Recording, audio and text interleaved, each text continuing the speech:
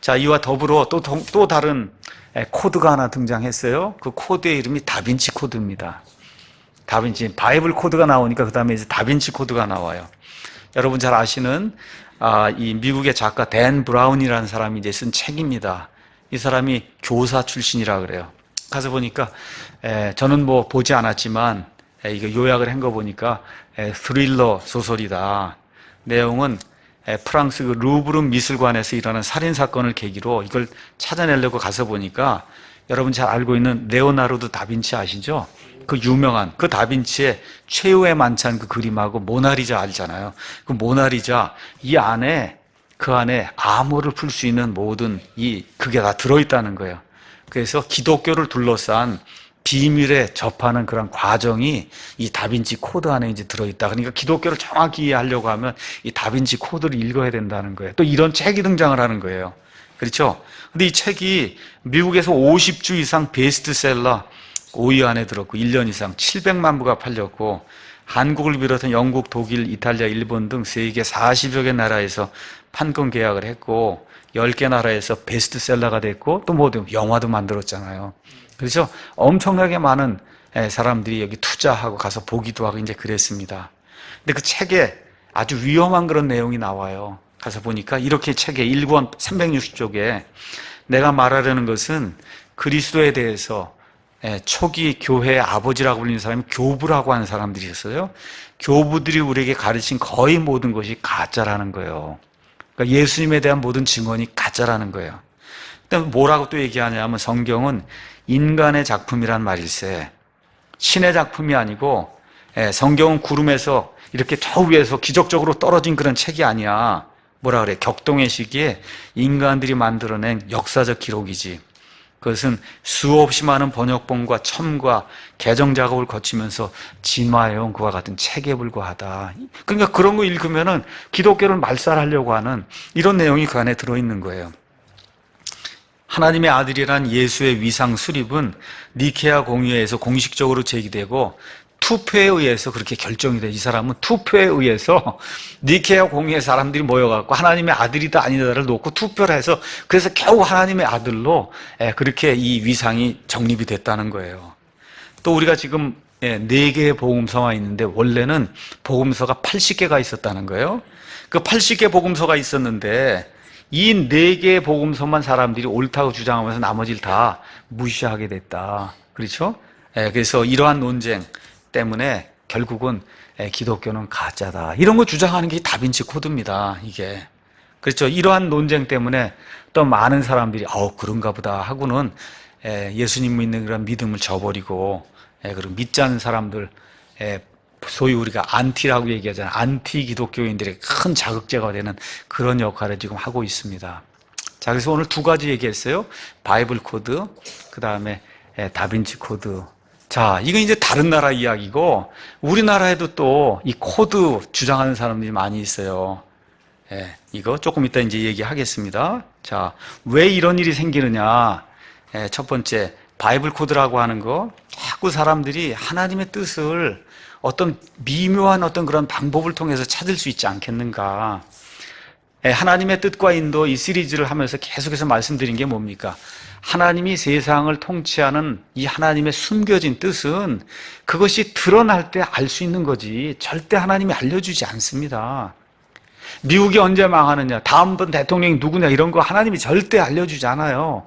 그렇죠? 그걸 찾으려고 노력하면 그럼 어떻게 수렁에 빠진다는 그거 안 된다는 거예요. 그 외에 우리 믿는 사람들이 살아가면서 명백하게 어떠한 결정을 내려야 되고, 그렇죠?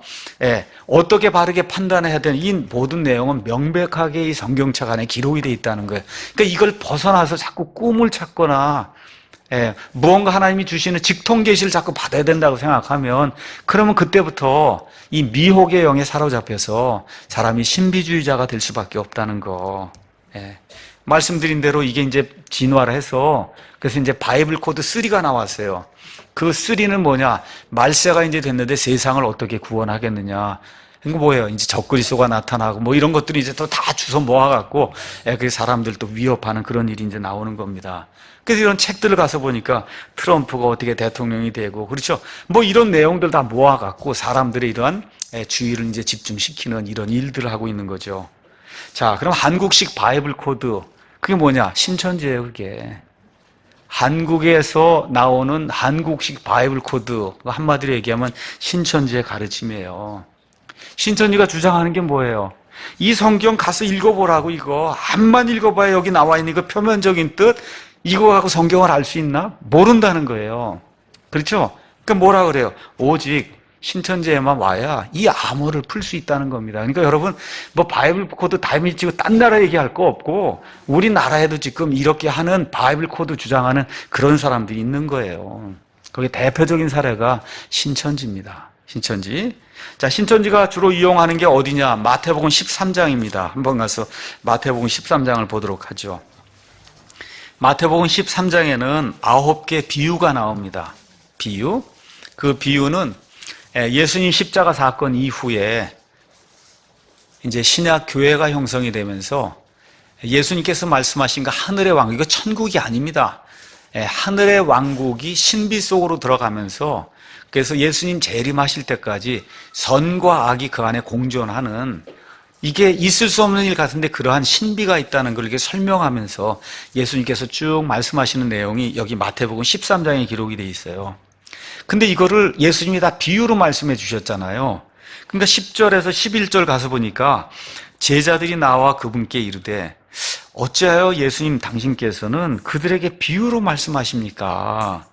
그랬더니 예수님이 그들에게 대답하여 이르시되 하늘의 왕국의 신비들을 아는 것이 너희에게는 허락되었으나 그들에게는 허락되어 있지 않다. 그렇기 때문에 비유로 얘기한다는 거예요. 다시 말씀드려, 오늘 얘기한 거로 하면 암호를 알 수 있는 사람이 있고, 그렇죠. 너희는 암호를 알 수 있기 때문에 괜찮고 암호를 모르는 사람이 있다는 거예요. 쉽게 얘기하면. 그러니까 코드, 바이블 코드를 알 수 있는 사람이 있고 알 수 없는 사람이 있다는 거예요. 그래서 이 사람들이 가장 많이 애용하는 그런 성경 구절이 13장 34절에서 35절입니다. 34절. 예수님께서 이 모든 것을 무리에게 비유로 말씀하시고 비유가 없이는 그들에게 말씀하지 아니하셨으니 이것은 대언자를 통해 말씀하신 것을 성취하려 하심이라. 일렀을 내가 비유로 내 입을 열어 세상의 창건 이후로 은밀히 간직된 것들을 말하리라 하였느니라. 이렇게 이제 기록이 되어 있습니다. 우리 영어로 가셔서 34절에 비유가 없이는, 우리 킹잼성의 비유가 없이는 영어로 without a parable 이렇게 기록이 되어 있어요. 다시 말씀드려, 하늘의 왕국의 이런 신비들을 이게 이 제자들과 여러 사람들이 가르쳐 줘야 되는데 이게 신비니까 이해하기가 어렵잖아요. 그러니까 어떻게 해? 뭔가 이렇게 신비들을 설명할 때마다 꼭 비유를 하나 들었다는 거예요. 비유를 하나 들어서 이건 이런 것이다 이해할 수 있도록 그렇게 비유를 꼭 하나씩은 들었다는 뜻이에요.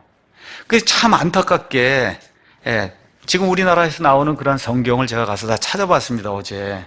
그리고 거기 가서 봤더니 개역 성경, 개정 성경, 뭐 공동 번역, 바른 성경, 쉬운 성경, 현대인의 성경, 여러분 베들레헴 바이블이라는 그 소프트웨어 가면은 그럼 하여튼 한국에서 나오는 성경 뭐 미국에 다 집어넣을 수 있어요. 그래서 거기 가서 봤더니 한국말로 번역된 제가 알고 있는 그 모든 성경에는 어떻게 돼 있냐? 거기 가서 보니까 예수님께서 이 모든 것을 무리에게 비유로 말씀하시고 비유가 아니면 그들에게 말씀하지 않았다는 거예요. 여러분, 비유가 아니면으로 돼 있어요. 현대인의 성경도 공동 번역도 요새 가장 최근에 바르게 하기 위해서 내놨다는 바른 성경도 비유가 아니면, 이게 무슨 얘기예요? 예수님 하신 말씀이 다 비유라는 거예요. 비유. 근데 그 비유니까 뭐야? 코드로 돼 있다는 거예요. 비유가 코드로 이해하시면 돼요. 바이블 코드로 돼 있기 때문에 이거를 이해할 수가 없다는 겁니다. 이게 너무 안타까운 거죠. 우리 한국말 성경만 그렇게 돼 있어요. 심지어 영어 NIV를 가서 보니까 아예 이렇게 의역을 해놨습니다.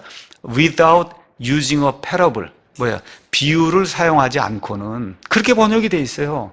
비유를 사용하지 않고는 예수님이 하나도 말씀하지 않았다는 얘기지, 예수님 하신 말씀이 처음부터 끝까지 다 비유, 바이블 코드가 아니라는 거거든요. 그러니까 이게 이런 방식으로 이게 번역이 돼 있다 보니까 신천지가 이걸 악용을 해서 창세기부터 요한계시록에 나오는 모든 말씀이 다 비유, 바이블 코드라는 거예요. 그 바이블 코드를 아까 읽은 대로 아는 사람이 있고 알지 못하는 사람이 있다 그랬잖아요. 그렇죠? 우리에게 그걸 알 수 있는 키가 있다는 거예요. 그러니까 아까 얘기했던 바이블 코드나 다빈치 코드나 다 똑같은 그런 코드 이야기를 하고 있는 겁니다. 예. 그래서 신천지 주장을 제가 어제 가서 네이버에 가서 한번 찾아봤습니다. 그랬더니 이렇게 돼 있더라고요. 초림 때 예수님께서는 이 땅에 오셔서 하나님 나라의 비밀, 바로 천국의 비밀을 비유로 알려주신, 비유가 아니라 바이블 코드로 알려줬다는 거예요. 비유로 이제부터 코드라고 여러분 이해하시면 됩니다. 이 천국 비밀 코드를 비유로 말씀하신 이유는 천국의 비밀이 허락된 자와 허락되지 않은 자가 있기 때문이다. 그렇죠? 네, 아까 여기 말씀하셨잖아요, 예수님이. 그렇죠? 비유로 내가 이야기하는 거, 비유를 알아들을 수 있는 자가 있고 알아듣지 못하는 자가 있다. 그래서 신천지 약속의 목자 이만희 총회장님은 초림 예수님께서 전하신 천국의 비밀을 오늘날 예수님께서 허락하신 계시의 말씀으로 밝히 증거하고 계십니다. 그래서 신천지의 핵심 교리는 천국의 말씀입니다. 예수님께서는 사도 요한을 통해 이 말씀을 밝히 일러주는 때가 있을 것을 알려주셨습니다. 천국의 비밀이 언제까지나 비밀로 있는 것이 아니라 밝히 열어 알려주실 때가 있다는 말. 이게 뭐예요? 코드를 신천지를 통해서 하나님이 알려주신다는 거예요. 그 약속의 말씀이 오늘날 이루어져 나타나고 신천지의 약속의 목자 이만희 총회장님께서는 그 이루어진 실상을 증거하시니 이 증거가 신천지의 핵심 교리이며 천국의 비밀이고 우리를 구원으로 인도할 하나님과 예수님의 약속의 말씀입니다. 출처 가서 보니까 신천지 이만희 총회장님이 전한 천국 복음의 핵심 교리, 이렇게 치면은 그러니까 뭐예요? 신천지를 통해서 바이블 코드를 해석할 수 있다는 거거든요. 그러면서 그 다음에 또 뭐라고 또 한 분이 얘기하냐? 예수님께서 알려주신 장래사, 앞으로 일하는 일의 대부분은 신약성경의 사복음서와 요한계시록에 기록되었습니다. 그 중에서 세상 끝에 관한 예언은 그때로부터 약 2000년이 지난 오늘날 대한민국 과천시 소재 청계산 아래에서 성경에 기록된 말씀대로 응하기 시작하였습니다. 이게 내 말이 아니에요. 이분들 얘기해요. 드디어 이 바이블 코드가, 그렇죠, 이 대한민국 땅, 그것도 저 과천의 청계산 아래에서 드디어 응하기 시작했다는 겁니다. 응하기 시작했다. 현재 몇 가지를 제한 모든 말씀이 이루어진 상태입니다. 아직 추수가 다 끝나지 않았으므로 신천지에서는 12지파 14만 4천 명을 인치고 있습니다. 그 후에는 예언대로 흰옷 입은 큰 무리가 모여올 것입니다. 오늘날 추수하여 창조한 영적 새 이스라엘 12지파에 속하지 않는 자들은 하나님의 백성이 되지 못하며 구원받을 수 없습니다.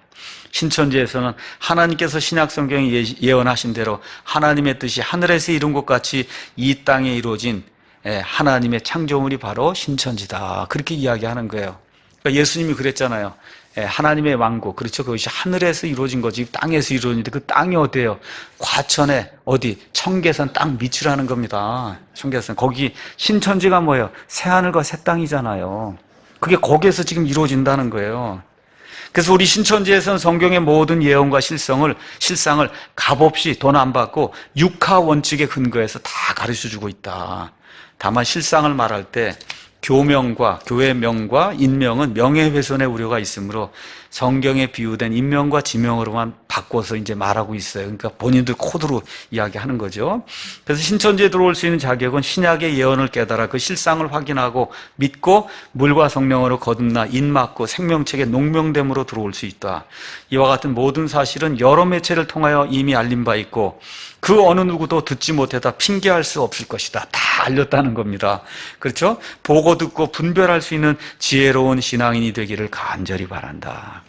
이거 무슨 얘기냐 하면 사도 바울의 이 복음서 그리고 요한의 계시록 AD 90년에 끝났거든요. 그 이후로 지금까지, 그렇죠, 이 암호로 되어 있는 바이블 코드는 오직 신천지만 풀 수 있다는 거예요. 그렇죠? 그러니까 어떻게 돼요? 마르틴 루터라든지 요한 칼빈이라든지 찰스 스펄전이라 유명한 조나단 에드워즈라든지 D.L. 무디라든지 매튜 헨리, 유명한 그런 주석 쓰신 분, 요한 웨슬리, 그 다음에 우리가 가장 존경하는 목사님 중에 하나 마틴 로이드 존스, 요 근래 존 파이퍼. 어떻게 알아요? 이분들이 몰라요. 오직 신천지를 통해서만, 이 과천에 그 밑으로만 들어가야만 이게 다 코드를 알 수 있다는 거예요. 여러분 믿습니까, 이런 거? 네. 그런데도 수십만 명이 지금 들어가고 있잖아요.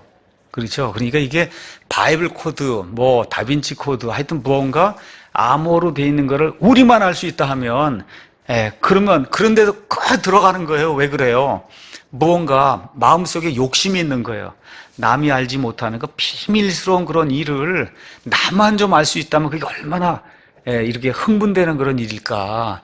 이렇게 생각하는 사람이 그렇게 많기 때문에 그래서 다 재산 탕진하고 거기로 들어가는 겁니다. 그래서 이런 어리석음을 피하기 위해서 저와 여러분이 해야 될 일이 있어요. 그것은 뭐냐? 성경을 펴고 이렇게 읽지 않습니까? 이렇게 읽을 때 특별한 일이 아닌 한 성경을 문자 그대로 읽으셔야 돼요. 문자 그대로. 그래서 우리 성경 펴면, 특히 큰 글자 성경 펴면 맨 앞에 이런 말씀이 기록되어 있습니다. 어떤 성경 구절의 평범한 의미가, 예를 들어 예수님이 사흘 만에 부활했다. 그럼 사흘이 사흘이지, 하루가 1000년 같고 1000년이 하루 같은 게 3000년, 이게 안 되잖아요, 이게. 그렇죠? 그냥 사흘이라고 했을 때 그냥 사흘이 평범한 그런 의미로 저와 여러분이 받아들여야 된다는 거예요. 무드셀라가 969년을 살았다. 어떻게? 그대로 받아들이셔야 돼요. 969년을 살았습니다. 그렇죠? 있는 그대로 받아들여야 돼요. 그래서 성경 구절의 평범한 의미가 상식 수준의 의미일 때는 더 이상 다른 의미를 찾으려고 노력하면 안 된다는 거예요.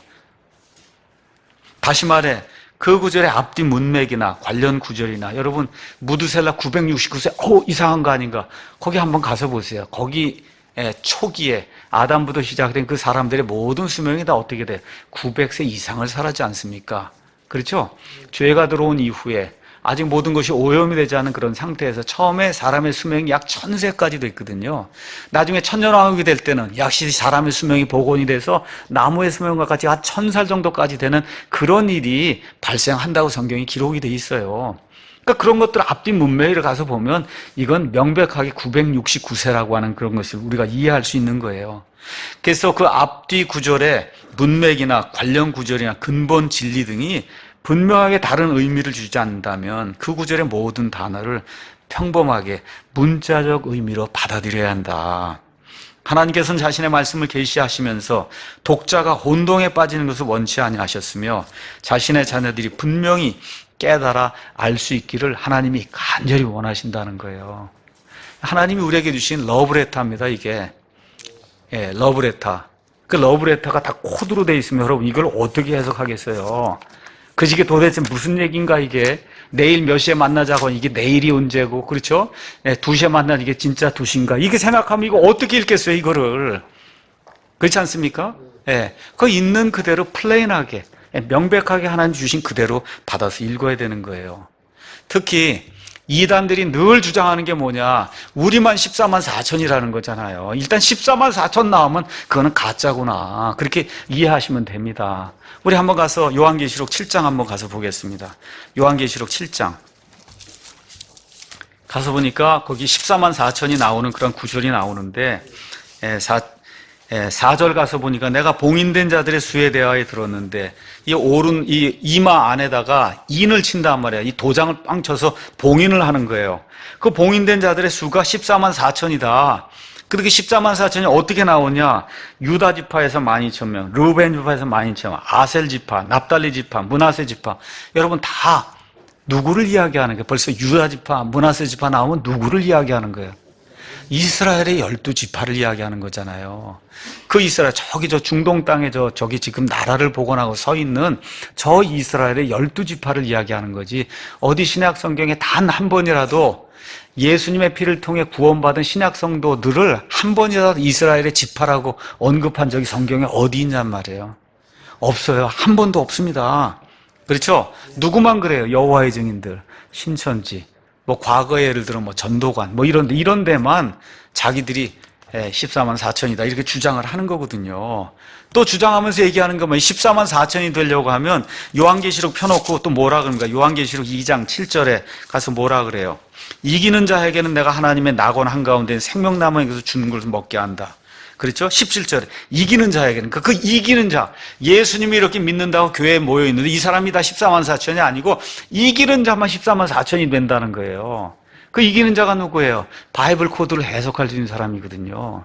그렇죠? 이 사람들의 증언에 의하면 성경 그렇게 이야기하지 않습니다. 바로 옆에 요한계시록 바로 옆에 가서 보면 요한 1서가 나옵니다. 요한 1서 5장 4절 똑같은 사도 요한이 요한 1서도 기록을 하고 요한 계시록도 기록을 했어요. 요한 1서 5장 4절에 뭐라고 이야기하느냐? 무엇이든 하나님에게서 난 것은 세상을 이기느니라. 세상을 이기는 승리는 이것이니 곧 우리의 믿음이니라. 다시 말해 예수 그리스도를 믿는 모든 성도가 이기는 자지, 특별히 무슨 바이블 코드를 특별히 자기 나름대로 해석할 수 있는 사람은 이기는 자가 아니에요. 그래서 성경에 가서 보시면 이렇게 짝을 이루면서 하나님의 말씀이 하나님 말씀 자체를 해석을 해주지 않습니까? 이렇게 해서 성경을 보는 겁니다.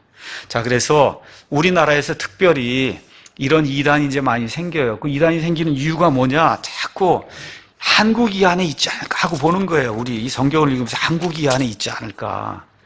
있습니까? 없습니까? 이 안에 한국에 대한 일이 있어요? 없어요? 없어요. 그러니까 단군이 단지파에서 나온 거라 그러고, 그렇죠? 아리랑 민족 해갖고 또 이게 다 이래 나온다 그러고, 또 이사야에서 옛날에 개혁성에 가서 동방의 독수, 야, 이거 한국이라 그러고, 그렇죠?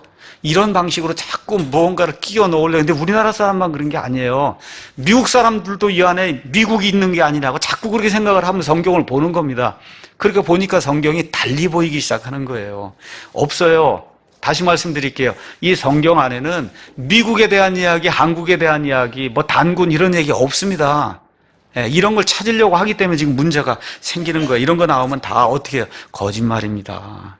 그래서 하나님의 인도는 정신을 차려서 하나님이 하나하나 기록해 주셨잖아요.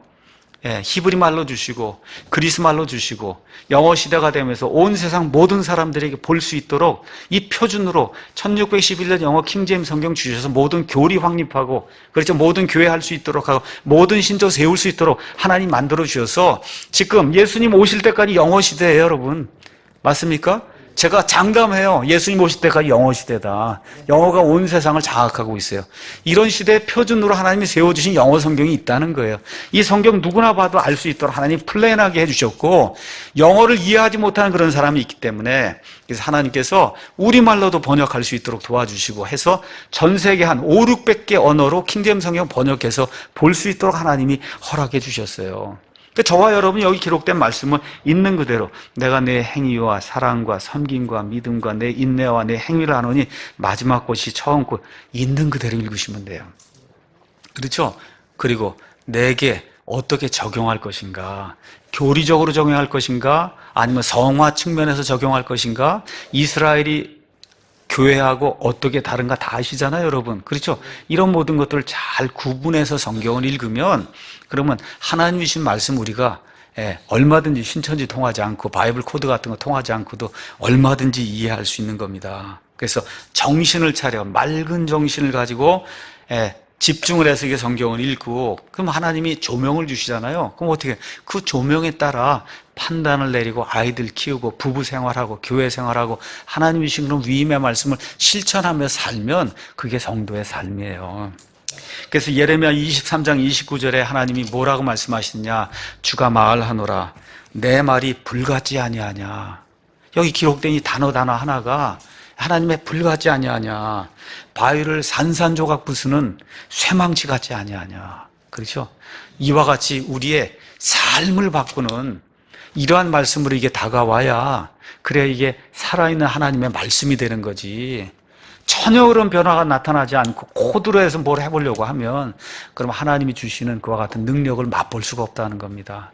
이런 것들 기억하면서 자꾸 무언가 이상한 방식으로 뭘 해석해야 된다고 하는 그런 헛된 속임수, 사람을 미혹으로 이끄는데, 제가 볼 때 우리 사랑침례교회 이런 데 빠질 사람 하나도 없다고 봅니다. 그래도 혹시 있을까봐 제가 오늘 이 말씀을 드렸으니까, 여러분 성경을 어떻게 봐야 된다고? 있는 그대로, 문자 그대로 이렇게 보면서 상식적으로 하나님이 주신 양심과 상식을 동원해서 잘 읽고 내 삶에 적용할 때 하나님이 기뻐하신 그런 삶을 살 수 있습니다. 기도하고 마치겠습니다.